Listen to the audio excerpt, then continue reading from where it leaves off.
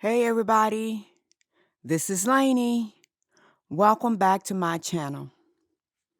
Hope you all are well. Don't forget to like and subscribe. In today's video, we will be discussing, or should I say, the topic is the door of no return from Africa to America. I'm not sure if you all are familiar with the door of no return. It is the only slave house that is still standing to this very day.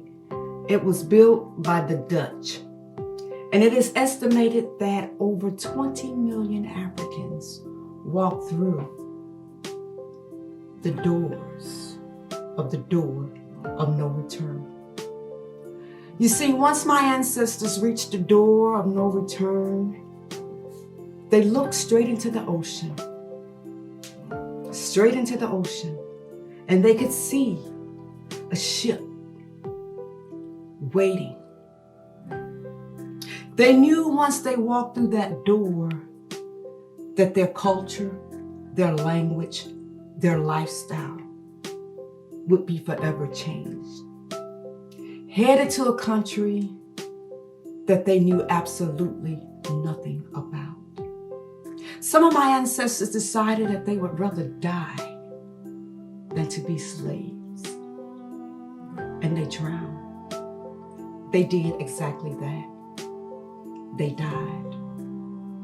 And once they were on board the slave ships, they were shackled and chained and beaten. Some of them did rebel, but a lot of them died. They jumped the ship. Some of them did jump the ship, and some of them were thrown off of the ships.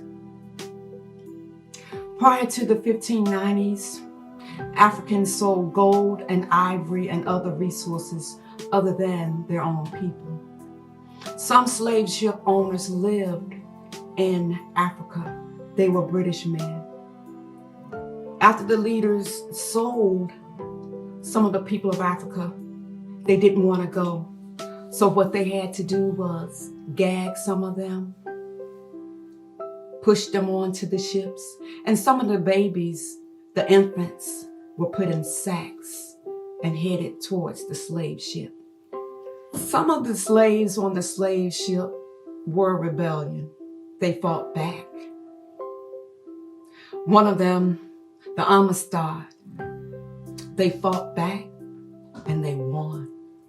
They turned that ship around and returned back to the motherland, back to Africa. But a lot of them, most of them, were not that lucky. It is estimated that over 2 million of my ancestors live now. Their bodies, their bones are at the bottom of the Atlantic Ocean. Over 2 million of them. Once they reached America, after being shackled and chained and with barely no clothes on and beaten, and some died, thrown aboard, injured, and the ones that was injured or thrown aboard, the crew members did not lose anything because they had insurance, and the insurance paid them for their loss. Once reaching the American shores, it was devastating. No language, no nothing, no culture, not knowing what the next day would bring. Can you imagine being on a ship for 3 to 4 months? Anywhere from 250 to 600 people on one ship, shackled, chained, not a lot of food, not knowing what the next day would bring. Next to one another, all bodily fluids all over the place, Not to mention if you were a woman and it was that time of the month. Can you just imagine that? The hell that they had to live through for 2 or 3 months at a time. And on top of that, hardly any clothing, the bare minimum. And when they reached the shores of America, even those bare minimum clothing was struck away from them, leaving them exposed to the whole world with no dignity, no respect. But still we persevered. We worked on the plantation. We built this country that we know as the United States of America. And there came a point when people of color wanted more.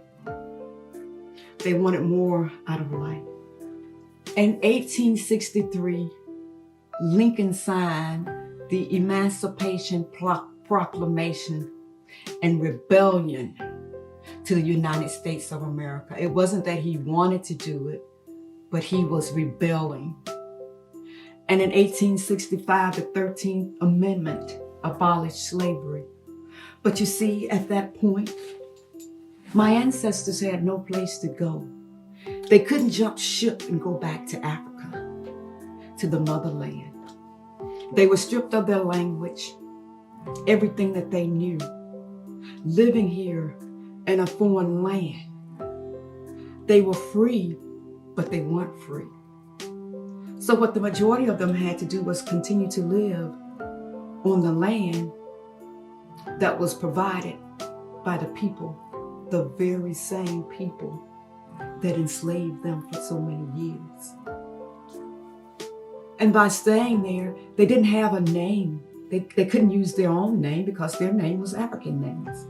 So that is why they took on the name of the slave owners, the Carters, the Johnsons, the Jones, the Smith. Those were the slave names that the Africans used because those were the only names they knew. Think about that, fam.